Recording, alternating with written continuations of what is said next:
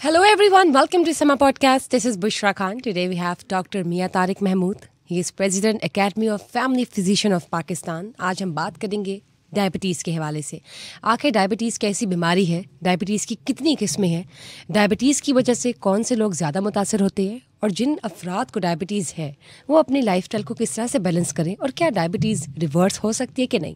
इसके साथ साथ पाकिस्तान में शुगर के बढ़ते हुए केसेस की आखिर असल वजूहात क्या है ये भी हम जानेंगे। अस्सलाम वालेकुम। वालेकुम अस्सलाम। वेलकम टू समा पॉडकास्ट। कैसे हैं सर आप? ठीक है, thank you so much. Sir जब बात करते हैं डायबिटीज़ की, सबसे पहले ये बताइए डायबिटीज़ कैसी बीमारी है, कितनी किस्में डायबिटीज़ की? डायबिटीज़ की मोटी मोटी तो दो किस्में हैं, मेजर टाइप्स जो है ना, टाइप 1 और टाइप 2 जी। एक और माइनर तो काफ़ी हैं। एक होती है जेस्टेशनल डायबिटीज़ जो कि आमतौर पे प्रेगनेंसी में हो जाती है। तो लेकिन मेजर जो टाइप्स हैं वो दो ही हैं, टाइप 1 और टाइप 2। टाइप 1 बच्चों में आमतौर पे होती है लेकिन ये बड़ों में भी हो सकती है, और टाइप 2 मोस्टली बड़ों में होती है लेकिन बच्चों में भी हो सकती है। 90 to 95% टाइप 2 है और 5 to 10% टाइप 1 है। ठीक ठीक। अच्छा, इसमें फ़र्क क्या है कि जो टाइप 1 है उसमें जिस्म में किसी भी वजूहात की वजह से इंसुलिन नहीं बन रही होती। जब इंसुलिन नहीं बनेगी तो हमें इंसुलिन बाहर से देना पड़ती है। लिहाजा बच्चों का तो जो ट्रीटमेंट है वो बिल्कुल फ़र्क है, क्योंकि उसमें इंसुलिन हमें बाहर से देनी पड़ेगी। अगर नहीं देंगे तो वो बच्चा सूख जाएगा, तीला हो जाएगा और वो ज़्यादा देर जिंदा नहीं रह सारी सकेगा। हम कह सकते हैं कि इन अ सिंपल वे सारी गेम ही इंसुलिन की है, डायबिटीज़ 1 में भी, डायबिटीज़ 2 में भी। 2 में फ़र्क है। 2 में बताइए। 2 में क्या फ़र्क है कि यहाँ पे इंसुलिन की ज़्यादती है। This is totally opposite. ठीक है जी, उसमें डेफिशिएंट थी। इसमें क्या है कि जो भी हम फूड लेते हैं, जो ही वो एब्जॉर्ब होकर इंटेस्टाइन से ब्लड में जाता है तो वो ग्लूकोज में कन्वर्ट होके जाता है, क्योंकि हमें एनर्जी के लिए ग्लूकोज चाहिए। जो ही ग्लूकोज ब्लड में आया, बल्कि हमने जब मुंह में ही नवाला रखा तो दिमाग को सिग्नल चले जाते हैं जी को मीठी चीज़ आ रही है, तो लिहाजा पैंक्रियास को सिग्नल जाते हैं कि आप इंसुलिन बनाओ, इसलिए कि बाहर से कार्बोहाइड्रेट्स आ रहे हैं, तो वो इंसुलिन रिलीज़ करता है। इंसुलिन क्या करती है कि उस ग्लूकोज को सेल्स के अंदर जहाँ पे एक भट्टी लगी हुई है माइटोकॉन्ड्रिया, उसमें वो ग्लूकोज को पहुँचाता है। वो उसको जैसे इंजन में आपने फ्यूल डाला तो इंजन चला, वो जब ग्लूकोज वहाँ पे जाता है तो वो उस भट्टी चलती है और वो उसको एनर्जी में कन्वर्ट करती है। हम अपने जितने भी काम हैं, दिमाग सोचता है, आंखें देखती हैं, मसल्स हिलते हैं, तो ये सबको एनर्जी चाहिए, तो ये एनर्जी वहाँ से प्रोड्यूस होती है। लेकिन अगर एक्सेस हो जाए कि हम जितनी हमें देखें, आपकी गाड़ी को एक ख़ास हद तक फ्यूल चाहिए ना जी, उससे एक्स्ट्रा अगर देंगे तो वो बाहर गिरेगा।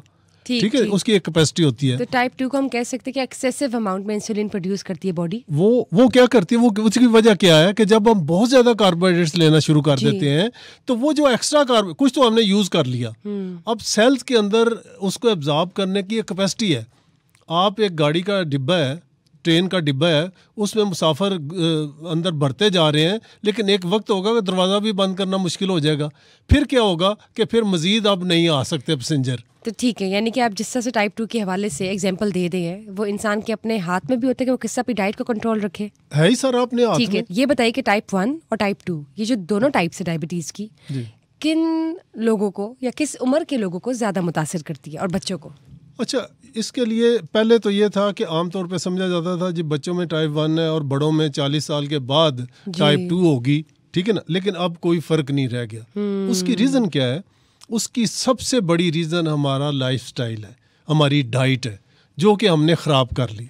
तो सर मैं चाहूँगी कि हम लोग डाइट की तरफ भी जाए कि कौन सी डाइट रखी जाए बैलेंस लाइफस्टाइल के लिए, लेकिन उससे पहले मैं जानना चाहूँगी कि सिम्टम्स क्या हैं, कैसे पता चलता है एक बॉडी को, एक ह्यूमन बींग को, कि इसको डायबिटीज़ या तो होने वाली या तो हो गई है? अच्छा, इसमें एक तो पुराना तरीका था, वो ये था कि जी अपनी शुगर लेवल चेक करा लें जी, ठीक है ना जी, या फिर इसके 2-3 सिम्टम्स हैं, लेकिन ये याद रखें कि ये सबको नहीं होते। एक ये है कि भूख का ज़्यादा लगना, उसके बाद प्यास का ज़्यादा लगना, उसके बाद यूरिन का ज़्यादा आना, पेशाब का ज़्यादा आना, ये 3 इसके सिम्टम हैं। या ये है कि आपका कोई ज़ख्म हो गया और जल्दी हील नहीं होगा, ये सिम्टम, लेकिन इनमें से कोई भी नहीं हो सकता। ठीक है जी। अब देखना है, एक बंदे को देखना है कि आया उसको डायबिटीज़ तो नहीं है। वो क्या करे, अपना कद नापे, जितने इंच उसकी हाइट है उतने केजी उसका वेट होना चाहिए। अपने पेट को नापे, वो पेट जो है ना मर्दों में 35 इंच तक होना चाहिए और फीमेल्स में 32 इंचेस होना चाहिए। अगर ये तो वो चीज़ें हैं जो कि बगैर आपने कोई टेस्ट कराए आपने वो देख ली।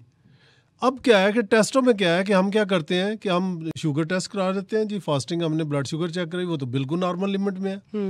फिर उसके बाद एक 3 माह का टेस्ट होता है HbA1c, हमने जी वो भी कराया, वो भी बिल्कुल नॉर्मल है। क्योंकि देखिए अक्सर शुगर के टेस्ट कराने के बावजूद शुगर नहीं आपको वो डिटेक्ट होती, आपको नहीं मालूम पड़ता कि वो मैं उसी तरफ आने लगा हूँ। अब क्या है कि असल जो रीज़न है वो आपकी शुरू में इंसुलिन बढ़ती जाती है और आपके शुगर लेवल को वो ज़बरदस्ती कंट्रोल में रखती है। जैसे क्या हुआ कि एक बंदा था, एक पहलवान है, उसको काबू करने के लिए पहले आपने एक पहलवान लाए, उससे वो काबू नहीं आया, फिर आपने 2 पहलवान, 3, 4, 5, एक वक्त आएगा कि वो सारे पहलवान बेचारे थक जाएंगे और कहेंगे अब इससे ज़्यादा ना हमारे पास पहलवान है और ये बंदा बड़ा ताकतवर है, वो शुगर है। ठीक है, आपने इंसुलिन भेजी, शुरू में इंसुलिन बढ़ती गई, आपके 10-15 साल वो इंसुलिन निकाल जाती है और आपको गलती लग जाती है कि मेरा तो शुगर लेवल ठीक है।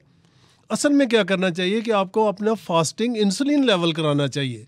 अगर इंसुलिन लेवल बढ़ रहा है तो इसका मतलब है कि अगले आने वाले 10-15 साल में आपको शुगर हो जाएगी। तो आप प्री डायबिटिक हैं, आपको अभी से अपना लाइफस्टाइल और अपना खाने पीने का अंदाज बदलना पड़ेगा।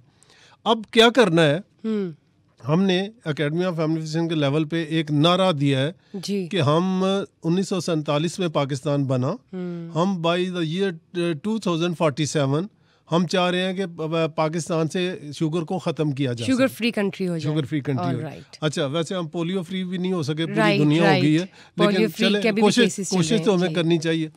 उसमें क्या है कि हमें अपने नौजवान लोगों को और 2 हिस्सों में तकसीम कर लें। एक जो नॉर्मल लोग हैं जो जिनको अभी शुगर नहीं हुई, और एक वो जो डायबिटिक हैं जिनको शुगर हो चुकी है। इन दोनों को मैं बताऊंगा कि इन्होंने क्या करना है। बताइए प्लीज। मोस्टली क्या करना है कि आप हमारे यहाँ, अब आप अंदाज़ा करें, आपसे 50 साल पीछे चले जाएं, कोई फिजी ड्रिंक्स नहीं होती थी, लोग घर की लस्सी दूध वगैरह पीते थे, सत्तू ले लेते थे, अदरवाइज़ कोई नहीं।